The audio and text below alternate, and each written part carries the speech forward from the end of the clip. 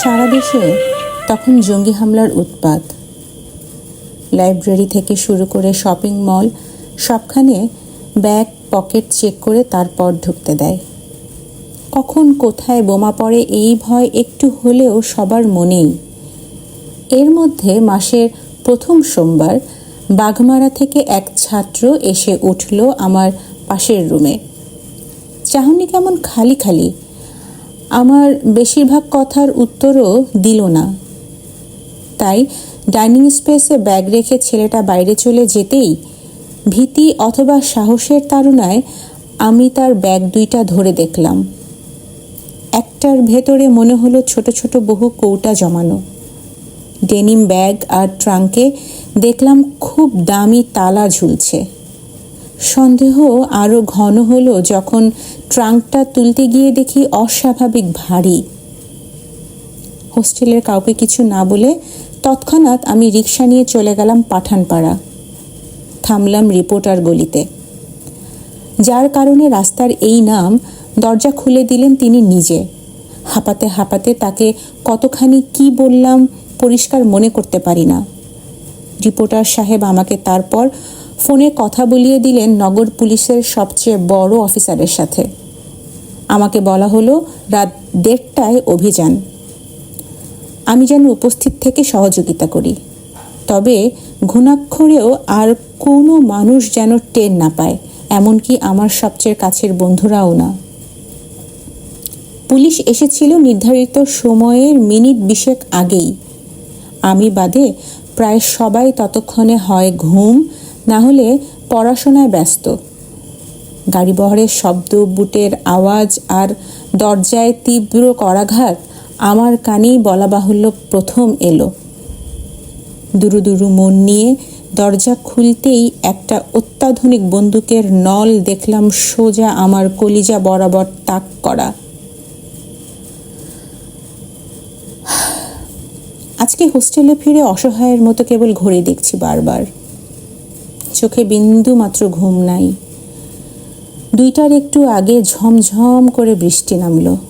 Walkman আর হেডফোনটা নিয়ে বারান্দায় গিয়ে দাঁড়ালাম। নতুন ক্যাসেটগুলো থেকে একটা একটা করে গান শুনছি। আমাদের নিচতলার বারান্দায় দাঁড়ালে 3টা রঙিন পোস্ট বক্স দেখা যায়। 2-1জন কালে ভদ্রে খামও ফেলে এদের ভেতরে। বক্সগুলো দেখলে কোনো একজনকে চিঠির পর চিঠি লিখে উত্তর না পাওয়ার রাগ এসে আমার পোড়া মাথায় কাঠ হয়ে জ্বলতে থাকে। ওইদিকে যত পারি তাই কম তাকাই। আজকে এড়াতে পারলাম না, বারবার চোখ চলে যাচ্ছে। আর কানে বেজে চলছে অন্তর থেকে অন্তরের দূরত্ব নাই করে দেয়ার বাসনা জাগানোর সুর। বিরহে ভেঙে পড়া শরীরে আশ্বাস হয়ে বাজছে শীতল প্রেম কাহিনী।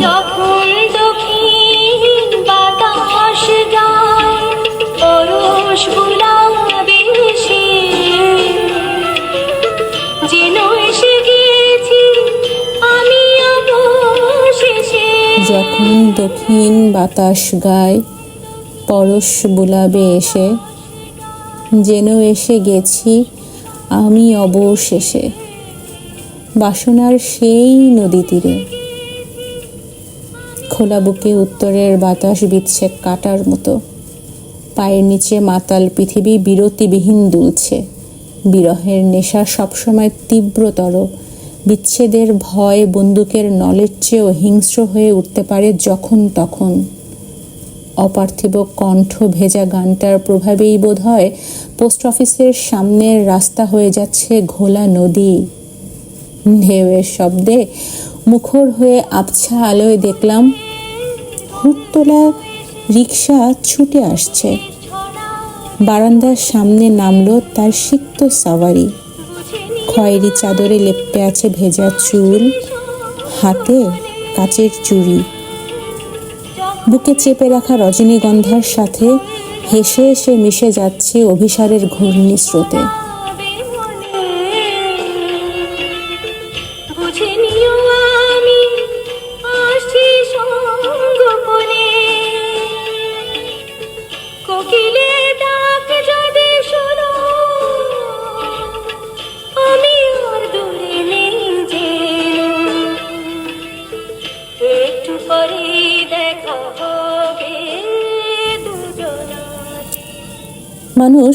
ভাবতে, লিখতে এবং বলতে ভালোবাসে। তারা পৃথিবীর দীর্ঘ জলস্রোতগুলোকে অসংখ্য সুন্দর নাম দিয়ে ধন্য করেছে। যমুনা, টেমস, ব্রহ্মপুত্র, ভলগা, মহানন্দা, সিন্ধু, জর্ডান, অ্যামাজন, ধানসিঁড়ি, নীল, গঙ্গা, সুরমা, রাইন, দজলা, সোমেশ্বরী। কিন্তু এই নামগুলোর কোনো প্রয়োজন নদীরা কোনোদিন বিন্দুমাত্র অনুভব করে নাই। মানুষের ভাষা, শব্দ, উচ্চারণে তৈরি নামগুলোকে আদতে তারা উপেক্ষা এবং অবিশ্বাস করে এসেছে যুগের পর যুগ। বরং দেখা গেছে শ্রুতিমধুর নামগুলো ধীরে ধীরে জৌলস হারায়। কেবল নদীর নাম হয়ে বেঁচে না থেকে বছর বছর নতুন করে তাদের জন্ম হয়, বেড়ে উঠতে থাকে ভাত রুটির হোটেলে, কোচিং সেন্টারে, ফটোকপির দোকানে, শপিং মল ইত্যাদি বিচিত্র পরিচয়ে। সমুদ্রগামী জলের ধারাগুলো এভাবে নামের মালিকানা গৌরব হারিয়ে বহুবার আহত ও ক্ষুব্ধ হয়েছে। তারা মানুষের চোখ, চুল, হাতের দিকে চেয়ে থাকে যতবার, যখনই সম্ভব। বাতাস, ঢেউ, বালু, জল যত উপায়ে সম্ভব মানুষকে জানাতে চায় প্রচণ্ড গুরুত্বপূর্ণ এক সত্য: এই গ্রহের সব গতিময় জলরাশি আসলে একাকার, সবাই আসলে একজন। তাদের তাই কোনো অজুহাতেই আলাদা নামের প্রয়োজন নাই। এমনকি নদও যা, নদীও তাই। আর পুরো দুনিয়াতে মূলত একটাই নদী তীর। এর শুরু থেকে শেষ, আবার শেষ থেকে শুরু। এপার ওপারের খেলাও শেষমেশ মানব সৃষ্ট মোহ কেবল। একুল ওকুল পারাপার বলতে মানুষ যা বোঝে, নদী তা স্বীকার করে না। পার ভেঙে, পলি ঢেলে, ভাসিয়ে এবং ডুবিয়ে দিয়ে নদী যে দরকারি আলাপটুকু করতে চায়, মানুষ তা ইচ্ছায় অথবা অনিচ্ছায় এক অক্ষরও বুঝতে পারে না। এই যে পুরো দুনিয়াতে কেবল একটাই নদী তীর, তার কোনো এক নাতিশীতোষ্ণ বাঁকে আমাদের সুর সচেতন ছোট্ট স্বাধীন রাজ্য। ক্ষুদ্র আয়তন হলেও মানুষ অনেক, অভাব অভিযোগও বেশি। কিন্তু এখানে জনগণ যে যার মতন শৌখিন। গান বাজনা নিয়ে প্রায় সবাই অল্প বিস্তর জ্ঞান রাখে। উদাসী সুর, কবিতার বাণী আর মোহময় কণ্ঠর কদর সবচেয়ে বেশি। ভালো গানের কোনো হিসাব কেউ রাখে না। এত অসংখ্য রকম সুর ছড়িয়ে আছে 10 দিগন্তে। প্রত্যন্ত গ্রাম থেকে শুরু করে ব্যস্ততম রাজধানী, সঙ্গীত নিয়ে হাজার রকম আয়োজন চলে 6 ঋতু 12 মাস। রেডিও, টেলিভিশন, ম্যাগাজিনে গায়ক গায়িকাদের দাপুটে পদক্ষেপ চোখে পড়ার মতো। এবং সবচেয়ে জমজমাট যজ্ঞ শুরু হয় রাজ্যটির বয়স যখন প্রায় 16 বছর পূর্ণ হলো। কার্তিক মাসের মাঝামাঝি, রাত 10টা, মানে তাই হালকা শীতল বাতাস আর নতুন কুয়াশা। শহরে গ্রামীণ সমস্ত রাস্তাঘাট জনশূন্য। কোটি কোটি চোখ বরং চেয়ে আছে কয়েক লক্ষ টিভি পর্দায়। গ্রামীণ উঠান, চায়ের দোকান, নাগরিক বৈঠকখানা, ক্লাবঘর, মেলার মাঠ, কোথাও রঙিন, কোথাও সাদা কালো। সবাই এক রাজকীয় অভিষেক উপভোগের অপেক্ষায় আকুল হয়ে আছে। চাঁদ তারায় আকাশ ঝলমল করছে। জমিনে হেমন্তের ঘাসগুল্মে ফুটে আছে মৌন উচাটন ফুল। সব ছাপিয়ে এক সুরের সুলতানার গীতিময় নাম ভেসে উঠল প্রথমে মাতৃভাষায়, তারপর ইংরেজি অক্ষরে।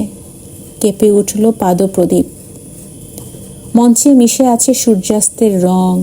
সাদা পর্দায় এলোমেলো হাওয়ার তালে দুলছে। মুহূর্তেই আমাদের মনোযোগী নজর এসে বিঁধল দ্যুতিময় এক ছায়া। তবলার হালকা তালে এগিয়ে এসে গানের রানী দাঁড়ালেন ঠিক প্রদীপের মাঝখানে। আর ভেসে আসলো তার ভুবন ভুলানো আওয়াজ। সোনালি পাড়ের কাতান শাড়ি গায়ে সুর সম্রাজ্ঞী গাইতে শুরু করলেন গাঢ় কবিতায় বসানো এক নজিরবিহীন সুর। বাসনার সেই নদী তীরে চিনে নিও প্রিয় সাথী রে, স্বপ্ন ভেবে কেঁদো না। বাসনার সেই নদী তীরে চিনে নিও প্রিয় সাথী রে, স্বপ্ন ভেবে কেঁদো না কো বেদনাতে। যখন থামবে কোলাহল, ঘুমে নিঝুম চারিদিক। জমকালো আয়োজনটি করা হয়েছিল প্রতিবেশী 7 রাজ্যের সম্মেলনে। এই 7 ভূখণ্ডে এমনিতে সুর নিয়ে অলিখিত যুদ্ধ চলে 12 মাস। এদের মধ্যে 3 দেশ কয়েক দশক আগেও এক ছিল। সুরের রাজধানী ছিল তখন আরব সাগর ঘেরা জনাকীর্ণ এক শহরে। বলতে গেলে সেই সময় থেকেই নারী শাসনে অভ্যস্ত এই 3 রাজ্যের সুর পিপাসু বিচিত্র জনগণ।